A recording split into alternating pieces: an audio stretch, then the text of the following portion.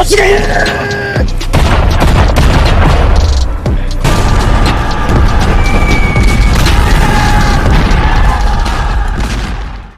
hello there. I'm Craig Watson. Welcome back to the Pacific War channel, where I cover the entire history of the Asia-Pacific War from 1937 all the way up to 1945, and all the major events led up to it. We are continuing our series looking into the Japanese invasion of North China and Inner Mongolia. Now, if you've not already done so, please hit that like button and subscribe, as it helps this small but growing channel. But stating all of that, let's just jump right into it. This episode is The Battle for Chahar. Field Marshal Baron Nobuyushimoto created a false flag operation at Chanaguan. Then he unleashed Operation Nika, the invasion of Ruhe province. After invading Ruhe, Muto's forces attacked multiple entrances along the Great Wall of China and began an advance towards Beijing. Chiang Kai-shek was forced to negotiate a peace treaty, as he was not only dealing with the Japanese, but also Chinese communists in the south. The Treaty of Tanggu that followed the invasion de facto resulted in the Kuomintang recognition of Manchukuo, the loss of Ruhe province, and over 22 counties in northern Hubei. Yet the Japanese were not content just yet. In April of 1933, the collaborationist Manchukuo general, Liu Guitang, under Japanese orders crossed the border into southeastern Chahar province. This was initially done as a diversionary feint to draw the Chinese troops away from the Great Wall. However, General Liu found little to no resistance in his incursion. Thus, he led 3,000 Manchukuoan forces towards Changpei. Liu was taking advantage of the war going on along the Great Wall and in northern Hubei province. Liu's forces quickly occupied the Donner region and Guyuan County prior to signing the Tanggu Treaty. The Japanese would later claim General Liu's actions were done without Japan's approval. Outrage over the terms of the Tanggu Treaty led to the formation of the anti-Japanese Allied Army to fight back against the Japanese and the collaborationist Manchukuo forces. Hey guys, this is Craig from the Pacific War channel. Please don't forget to check out my YouTube membership or my Patreon account over at www.patreon.com/thepacificwarchannel, where you can join the ranks and gain access to a hell of a lot of goodies. At the base minimum, you get access to the exclusive monthly podcast, early access to all of my content, voting rights for what subjects I will tackle next, and at higher tiers, I have much more goodies to come, so please click that link and check it out. This coalition would consist of former Kuomintang troops, rallied by the Christian warlord and previous leader of the Kuomintang, General Fang Yusang, and his former subordinate, General Qi Hongqiang, volunteer forces recruited by General Fang Zhenwu from different provinces of China. Militia units who were driven out of Ruhe province by the invasion were recruited into a guerrilla force led by General Feng Zhenhai, militia forces of Chahar province, and the Mongolian army led by Prince Dumchuk Donggrub. Even General Liu Guitang would switch sides, joining the coalition, and later the Hanguzhou warlord Wang Ying, who would also add his bandit forces from Suyuan province. All the resistance leaders came together in late May of 1933 to form the Chahar People's Anti-Japanese Army, with Feng Yusang as commander-in-chief, Fang Zhenwu as vice-commander-in-chief, and Qi Hongqiang as the frontline commander. Altogether, they had a force roughly 100,000 men strong, but they lacked training, modern guns, military equipment, to say nothing of having no armored vehicles or aircraft. By the time the anti-Japanese forces organized themselves, the Kwangtung Army strengthened recent gains in Dolonur, garrisoning the city with 2,000 men of the Japanese 4th Cavalry Brigade, alongside an artillery unit. The Japanese had constructed 32 blockhouses with rifle pits connecting trench work and other fortifications. Alongside this, the Manchukuo forces of the Taliao Army, led by General Li Xiaoxin, was stationed at Fengning, and there was also the Japanese 8th Regiment. Things didn't go well for the anti-Japanese army. By June the 1st, the Japanese were aero-bombarding Dushiko. On the 4th, the Japanese seized Baochang, and the next day, Kangbao.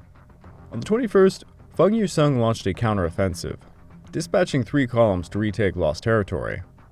The Chinese vanguard approached Kangbao on the 22nd, fighting a battle with the Taliao detachment led by General Xi Xingwu.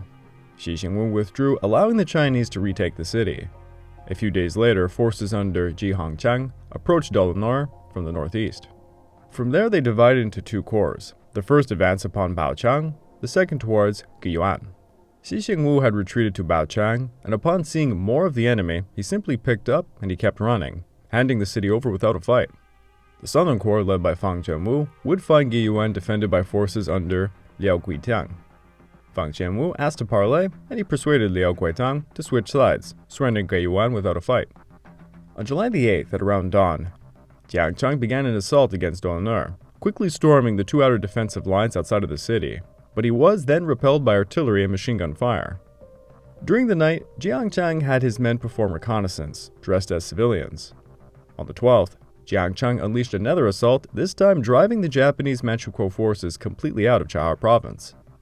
After this initial success, Feng Yusong and Jiang Cheng established new headquarters at Kalgan, and there they proclaimed their new objective of recovering the four lost provinces that now encompassed Manchukuo.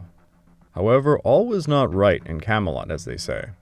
Many members of the anti-Japanese coalition were current or former CCP members.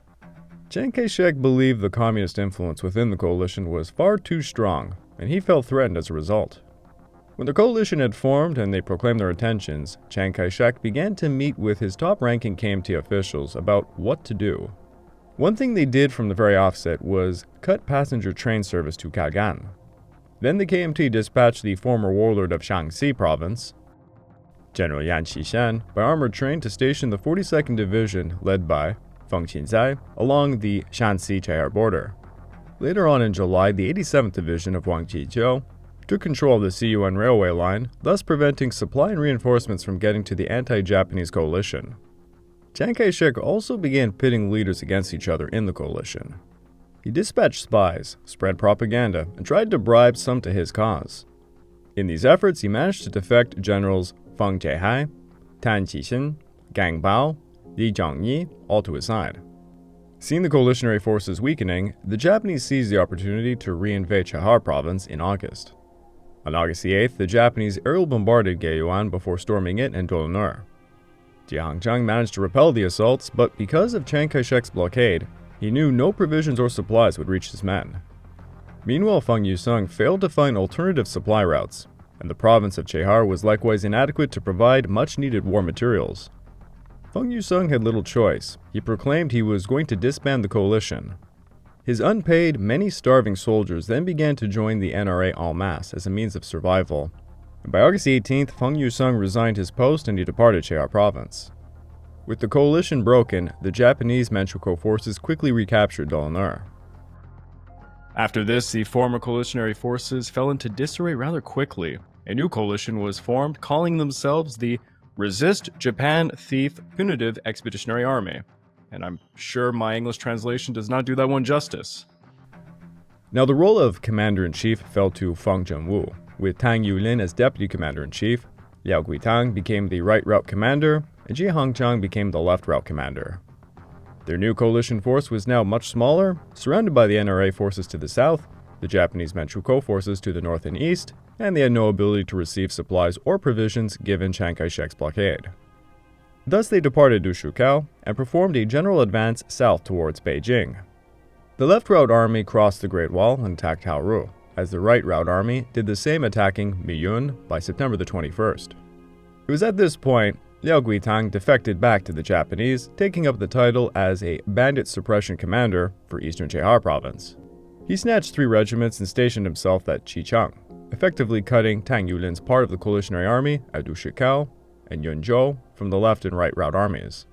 With basically no choice but to carry on, Jiang Cheng and Fang Zhenwu continued the advance alone. On the 25th, Fang Zhenwu attacked and occupied Gaoliying, until the Japanese began bombing their position and notifying them that they were about to violate the incoming Tanggu Treaty, which deemed the area demilitarized. Feng Zhenwu and Ji Hongchang had roughly 6,000 men left, half unarmed. They divided into 3 groups at the beginning of October, trying to continue the advance, but they were assailed by NRA armies led by generals Shang Jian, Guan Lingzhen, Pang Bingxun, all around Changping. After days of fighting, they ran out of food and ammunition. Feng Zhenwu and Ji Hongchang managed to break out heading east to Xiaotangshan, but they were simply encircled again. The remaining 4,500 men of their forces were forced to surrender. Ji Hongchang managed to slip away during all of the chaos, heading to Tianjin. But Feng Zhenwu was caught and he was forced into exile in Hong Kong. This effectively ended the Chinese military resistance in Chahar province. Meanwhile, beginning in September of 1933, facing encroachment, Mongolian nobles and princes of Chahar and Sichuan provinces traveled to Bathailak to gather a council headed by Prince Denshuk Dongdrob. For months, Denshuk Dongdrob had been trying to found a new pan-Mongolian self-rule movement. And with the Japanese weakening the Chinese authority in North China, it seemed the moment was ripe. By October of 1933, their council drew up a new confederation of Inner Mongolian states and dispatched word to Chiang Kai-shek's government in Nanjing that unless he allowed Inner Mongolia to be autonomous, they would seek assistance from the Japanese. Chiang Kai-shek caved into their demands, seeing the establishment of the Pailingmao Council, or Mongolian Local Autonomy Political Affairs Community. Despite being called autonomous, they still were significantly under the rule of China. Thus, Prince Denshuk Dongdrob began talks with the Japanese. In December of 1934, General Jiro Minami was appointed commander of the Kwangtung Army, with Colonel Seishiro Itagaki as his vice chief of staff. They both had plans to expand Manchukuo even further into Chahar province and possibly Sichuan province, but they required a good pretext to do so. They then began receiving word from Prince Denshuk Dongdrob that he sought to make Inner Mongolia truly autonomous, but he was willing to subservient to the wishes of Japan. In April of 1935, they dispatched Major Ryukichi Tanaka to secretly meet with Prince Denshuk Dongdrob. The Japanese agreed to provide financial assistance in return for cooperation with Japan. Then in June of 1935, 4 Japanese army officers entered Jiangbei district of Chahar on their way to Kalgan in Beijing when they were apprehended by a local Chinese divisional commander. The commander stated he apprehended them because they lacked traveling permits from the Chahar government. The commander spoke to the commander of the Chinese 29th Army, who immediately told him to release the Japanese and let them on their merry way. Once they reached Kalgan, they made an official complaint to General Qin Dohara, the deputy commander of the Chinese 29th Army, stating that they had been humiliated at rifle point during the apprehension. The Japanese consul at Kalgan then proclaimed the entire matter to be a very grave one and beyond his authority to settle. To resolve the matter, General Minami dispatched Colonel Qin Dohara to negotiate with General Chen.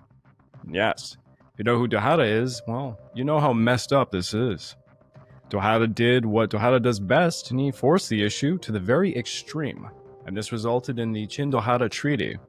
The treaty demilitarized Chahar province, kicked out the Kuomintang, forbid NRA troops in the province, and set up General Qin as the head of the Chahar provisional government. On December the 24th of 1935, General Minami dispatched 2 battalions of Manchukuo cavalry, led by General Li Shouxin, a squadron of Japanese aircraft, and some tanks to assist Prince Denshuk Dongdrob as he occupied northern parts of Chahar. The 6 counties of northern Chahar province were only defended by a few peacekeeping corps troops. Denshuk Dongdrob, with Li Shouxin's assistance, easily overwhelmed them and seized control of the area.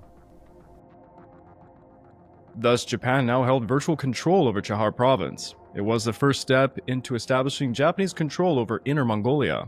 With Rehe, Hubei, and Chahar firmly in their pocket, would the Japanese be satisfied? Chiang Kai-shek's policy of first internal pacification, then external resistance, was seeing more and more of China fall into the hands of the ever-growing enemy. At what point was enough enough? Hey, I really hope you enjoyed this episode. Please don't forget to hit that like and subscribe button and leave a comment if you can. If you'd like to further support me, please consider checking out my YouTube membership or my Patreon account at www.patreon.com/thepacificwarchannel. By joining either of these, you get access to the exclusive podcast series, early access to all the content I make, and voting rights for the subjects I will tackle next. Stating all of that, this has been Craig from the Pacific War Channel, over and out.